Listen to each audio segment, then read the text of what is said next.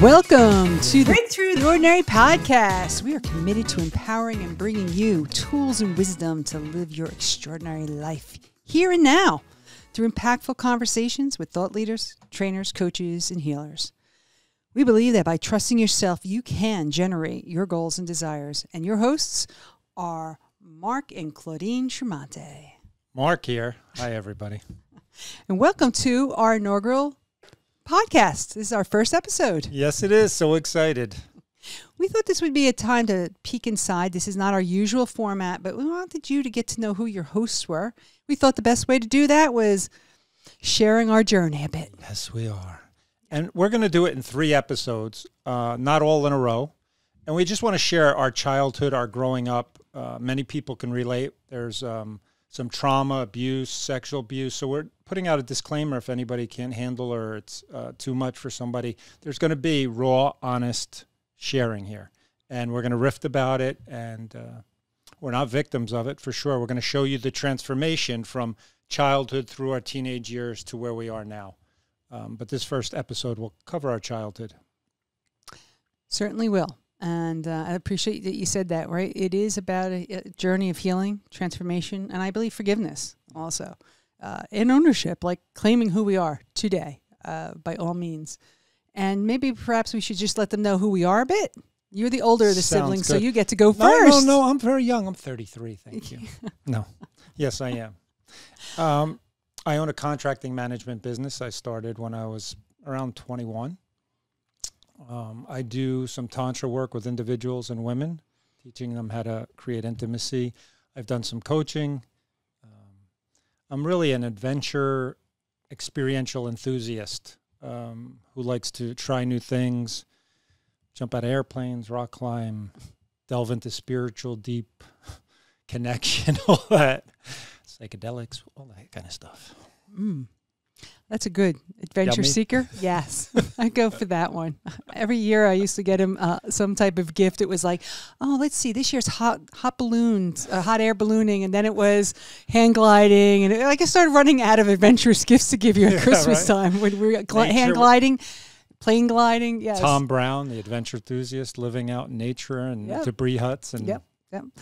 And I am his counterpart sibling, which is more like the introvert and homebody one. I adventure seek probably more through safe things, I would probably say. Probably more the safe, grounded one in that way.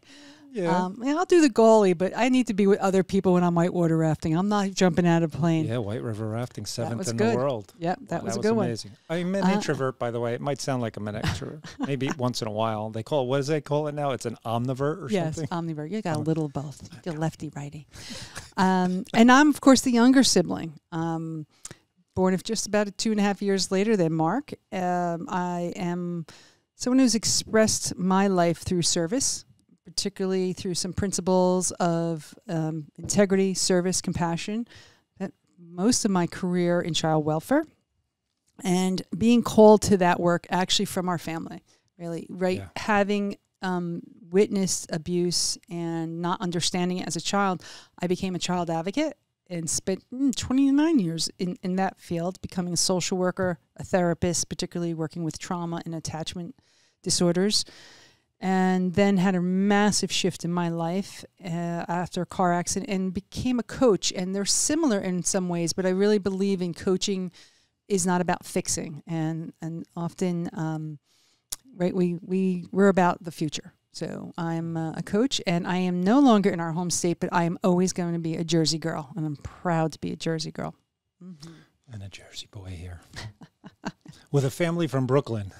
Yes. Our parents both still have accents, but more mommy. But sometimes I talk a little Brooklyn. People go, "Where are you from?" Yeah, I got a little Brooklyn in me. I want to just share that I think we are based as a family in service. As you get to know us and know our family, we're very much into healing, transformation, serving others, giving to others through different organizations. We've been in Gratitude, Ultra, I've been in Mankind Project, always sharing wisdom, helping people, of course, learning on our, about ourselves also, a deep journey into ourselves, but that there's something in that giving that it makes you feel alive, makes me feel alive. completely can I agree think with that you. is our family kind of. That's where we've come from. A lot of trauma, and we've come to a beautiful gift of healing and loving others and sharing, and it's a wonderful family. It is. And you'll get to meet some of them on this podcast actually over time, because they are, like you said, transformational trainers, coaches, money mindset people, Course in Miracles, health coaches. We have we have a reluctant leader in our family who's a crone, who's got a magnificent wisdom as a senior woman. So you'll get to meet all of them at one time or another over nutritional our journey. wellness teacher, coach, amazing. Yeah. So where do we begin? I know for me, I was born. No. I would say my youngest memory is in Kalana Drive, which is, I believe, the first home our parents bought together. Mm-hmm. And I was about 2 or 3, and it had a very, very slight sloping front yard. And I can remember being on a disc, like those plastic discs. Yeah. And I remember that memory there. And I remember a Christmas coming downstairs, and there was a staircase, and it had like 2 steps. And there was like a side room into the living room, like before the living room. And that's where our tree was, in the living room. I guess you and I must have been going down there, or sneaking, quote unquote, down there. And our grandfather, Pop, my father's father, was sleeping in that room, that side room, and I remember him kind of giving out like, scaring the poopy out of me. That's the only 2 memories I had. They're my oldest memories. You're not supposed to look for Santa Claus. Yeah. We actually had 2 trees. I don't know if you realized that, but parents, in that room we had the green tree, and upstairs we had that funky silver. Oh yeah, Mommy loved the tinsel silver tree. Really, so attractive. With the red balls. The red balls, yes. The red balls. I think we got that in the divorce, but we'll get to that. Hold on a second. Memories. Wow, we're going there. I think that's my oldest. My earliest memory, right before they bought that house, they lived in an apartment in Wayne. They came from Brooklyn, and there was a photographer coming to take pictures of me and Mommy, and I remember that setup and the orange carpeting, because they had this bright orange. Oh God, the taste back then. Stylish. And that's my first memory. And then Kalana, where you're talking about, I have a lot of memories. I'm sure you do. And I could say, and I know one of the differences that have impacted us both differently is I have no memories of living with Daddy. So our parents, just for the record, were really separated when I was 1, and I think divorced by the time I was 3. So I don't have any. I remember him visiting and having some overnights later. Our parents tried to get back together, quote unquote. But I don't have any sense of Daddy in that way. Just more of a visitation father via, the divorce. I don't know if you do. This is good for background, because we're going to get into the story deeper now. But see, I have memories of being a dad, like doing fireworks in the street with my friends on a little bocce, his friend coming over to a motorcycle and taking me for a ride, doing the landscaping and moving trees, building the sandbox in the back of the house. We had one of those, huh? Working, just so you know, our uncle raised guinea pigs for worldwide research, cancer research, and it was a very lucrative and beautiful company that really gave research a chance to look at cancer and stuff in guinea pigs, and our father helped him and worked with him for a while. So I worked with the guinea pigs. There was some trauma there. We'll get into, maybe I'll share it now. I mean, he used to make me sex them, which isn't that bad, but if they were sick, you had to kill them, because they would kill the whole herd. They would kill thousands if they were sick, and you had to whip them against the ground. So Daddy at 5 had me whipping the kid. I get sick thinking about it, but but yes, you had me whipping. The other stuff, dumping the poop in the big dump trucks because you had to empty out all the trip. So I have a lot, and always the Yoo-hoo and those. Remember those chocolate, and it had white whipped cream in them? I forget what they were dogs. What are they called? Not devil dogs. Yeah, I know we had devil dogs, but there were the other cakes, and it was Yoo-hoo and that. The catering truck used to come and that. So I do have some childhood memories with Daddy, but as you will see, that has changed over the years, and then come back to love and forgiveness. But journey. I can remember when Mommy was looking for our second home, which was in Packanack Lake, and I guess it was a real estate person. I didn't realize what it was or what we were doing there, but I remember going with Sita, which is our grandmother in Syrian, and language-wise, Arabic. And the three of us going to this house, I had no sense what we were doing there. And to me, it was just another place to play. Unbeknownst that was going to be our future home, which was quite a cute kind of converted log cabin, cute little, I don't know what you kind of, cape or whatever you call that thing, but it was a durable house that we had. I have a lot of memories there. Most definitely. A lot of memories there. You and particularly making our first go-kart. Oh, yeah, we had a hill out front. It was huge. It was a huge hill in front. Our road was a huge hill. Yes. You made the go-kart with our neighbors who were really also our best friends, and we all went to the same grades, I think, in school together. And then I got my first bike, which was called Firecracker, by the way. Yes. It was white, and Stars and Stripes was the theme on that one. Yes, it was. It was, and I learned how to ride a two-wheeler on a massive hill. Had some accidents. I got a scar right here from going down the hill and hitting the pothole. But it was that was really some really good memories in that home. Painting. I think Mommy trusted us with doing all the redwood furniture in the backyard. We got it all over the place. It was a mess. Yes. Oh. Yeah. Yeah. So there was some childhood. It was really nice in many ways, and you had to go-karts and playing and friends, Oh my gosh, yeah. nature, and going out in the woods. For me, it was going out in the woods, and the lake would flood, and the boats would get loose, like, rowboats and stuff, and they would be in the stream, and so we would pick them up. We didn't know who they were. They were lost, and we would go on adventures as far as the stream could take us until it hit like a pipe where you couldn't go, and it was miles away. And that, I think, when I look at my sense of adventure, that was it. Like, I wanted to go on an adventure. I wanted to go and never come back. Like, I just wanted to explore. I wanted that river to go on and on.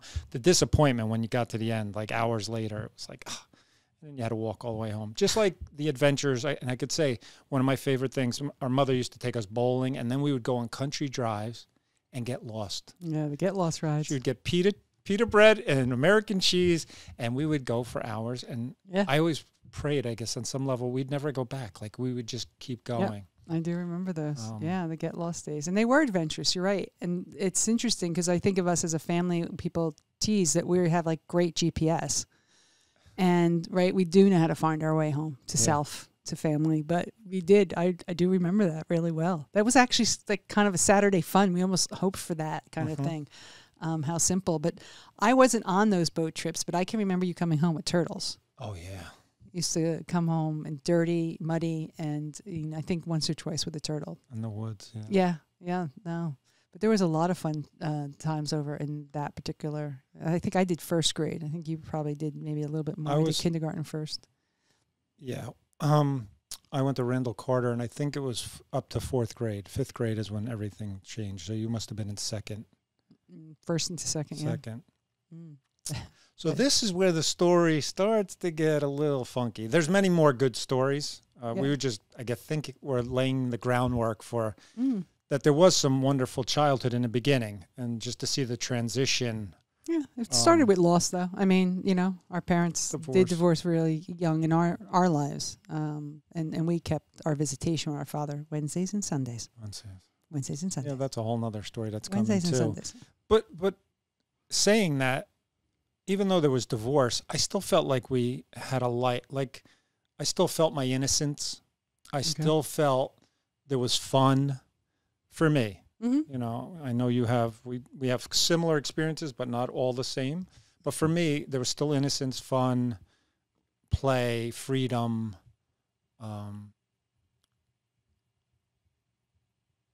stuff like that. Like, it was just more of a childhood. I didn't have to grow up. Let's say that, because I would agree. You were developmentally on target. You get to have those. Like, you remember, like our dad would let us drive, but we didn't realize his knees were really driving the steering wheel in the Gray Ghost. In the Gray Ghost, the ones that we would call reverse shotgun. In case you don't know what reverse shotgun is, it was who did not want to sit next to my father. He had a big Chevy Impala, brand new, and it had the bench seats, right? Yeah. So you can fit three across with no problem, legally, with no seatbelts back then. And we didn't want to be the one. We wanted the window. Yes, as far away as well.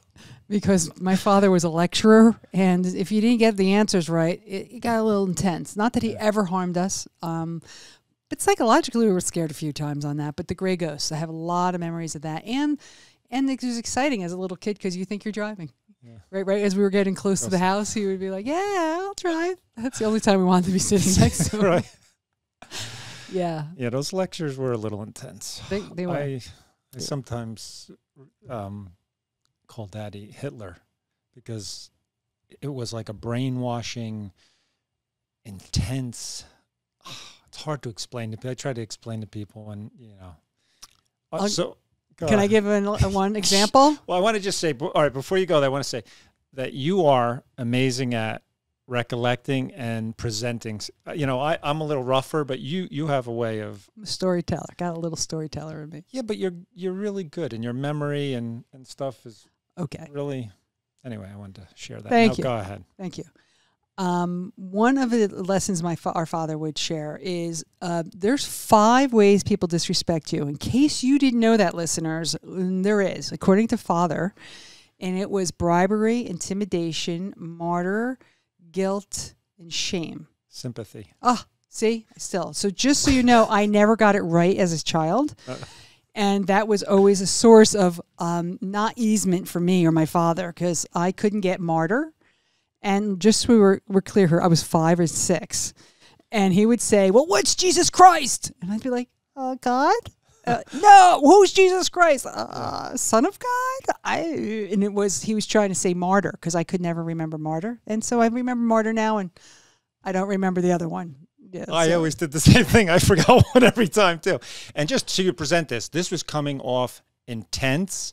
There was a fear for your life, or that you were going to hit, even though our father didn't hit us, but the threat of being hit, or that, I guess as a child, you love your parents no matter what. And it was like your fear of losing love, even though it was terrifying. To me, it was like a power structure between you and me. We couldn't tell a story about life, because if a friend said something wrong to you, it was like the worst thing. And it was scary.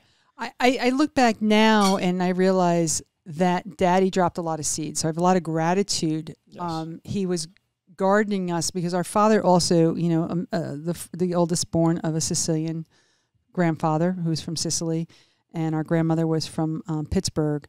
But he chose after the divorce to go to psychotherapy. And he actually went to a psychiatrist. And though we may have feelings about how the guy did his therapy, it was radical at that time. I mean, it was 50 years ago. And from that, my father absorbed, and he had some friends that helped him absorb a way of life, a little militantish, but he had a lot of lessons and theories, and I will say expectations and standards of psychological wellness that were pretty intense. And that's what those lessons were. So that's really why Mark and I didn't always want to be the one that sat next to him, because our visits, particularly the rides to and from his house on our visitation days, had those. But I could see where you can go with the Hitler. I don't think of it like that, but yeah. They weren't embodied. He was not embodying any of the seeds or emotional health or anything. No. The seed is that there's a way to change. That therapy, even though the way he was using it, I would say nobody should ever be using. That seed, the therapy, or there's a way to change, but that intimidation, that terror was not. No. I mean, I'll share. I mean, this is vulnerable to me, and this really hurt me. And I've had to work on this for years. But there's other traumas coming, but is that I learned to disassociate from myself, because I had to say yes to Daddy and be a yes person, and I had to give up who I was, who I thought I was, what I would want to say. It's like I became somebody else to satisfy him, because I was terrified. Mm-hmm. I remember him drilling. Well, first of all, his friends and stuff, they used to go and take us in the kitchen and test us. Yeah. They would test us at 7, 8 years old about what do people do? Like, it was crazy. But the idea was, I remember one was, if you're having a basketball with your friends, and if your friend did something against the rules, what are you going to do? I'm like, well, tell them about it. And I couldn't get the answer right. And I was terrified. But it was like you couldn't even be nice to a friend in that, or just speak to them. You had to like prosecute them. Yeah. Or if I was playing football. Processes that. I remember the one time I was playing football in the street and Dad came to pick us up and we were playing football and one of my friends called me a name or a goofy name like we were playing football and he freaked out on me. Just in a goofy friend, like even a girlfriend who called me Meatball was not okay. Like, oh no. No, Meatball. No, It's Meatball. a name. Somebody's calling your name. Yeah. Anyway. So I know we're spending some time here on, the early years. And so I'm going to say, I'm going to pull back from a spiritual point of view, psychological point of view. These are the groundworks. We speak of foundation is laid in the first 7 years of life. And we live in a cycle of 7, right? So the lessons that appear in those 7 years are going to continue to appear until we heal them, release them, forgive them, whatever word we want to call. And so these are some of the lessons because I too... So how it showed up for my life is I became more of a people pleaser and a perfectionist, right? Like Dad wanted a certain way, as did our culture with our mother, a very strong Arabic culture. And there was a looking good and a way that you needed to show up and act and be. And it was the same for Dad, but there were very different messages and very different come-froms. So it was like, oh, with Dad, got to be that way. Oh, we're with Mom and Sito and our whole family and Judo, who's our grandfather. You have to be that way. And that's that place of the chameleonness of who am I if I'm always responding to who they need me to be. So that's really why we spent some time speaking into this so you could get where that was a reclaiming that I think we both have accomplished and continue to work on. It's like, all right, I'm still coming home to me. Who am I now, even at 53 or 4? I'm 54. And we're sharing this so you can relate because we know, some people have had great childhoods, some haven't. So we're sharing because it was a very diverse experience. And so we're hoping that you can relate and see and that there is possibilities, there is ways of growing and living a good life and working through the traumas or all these different aspects. It's also given us, I'll say for me, a lot of empathy. I can relate to people as we go on and share our stories. I can relate to drugs. I can relate to divorce. I can relate to abuses. I can relate to traumas. And so I have a lot of empathy, and I think you do. I know you do. I mean, you're amazing when you coach and when you do therapy with people. That empathy or understanding what happens to people, how it affects people, what you're going through, that it's not as easy as snap out of it. You should be better, this A-type personality, be done with it. And it's like, no, there's a lot going on. There definitely but there is hope and light at the end of the tunnel. There certainly is from a lot. And we haven't even started sharing some of the deeper parts. But it really offers us the contrast. And at the same time, gratitude, right? We hold both and, right? This is what it is and what is possible at the same time. We hope you enjoyed this episode and our deep dive into our wisdom and our extraordinary life. If you'd like to support this podcast, please share it with others and post about it on social media or leave a rating or review. To catch all the latest from us, follow us on Instagram, Facebook, Twitter, YouTube, and LinkedIn at The Podcast. That's at the BTO Podcast. Thank you again, and we'll see you the next time. BTO Podcast, yeah. Watch out, here we come.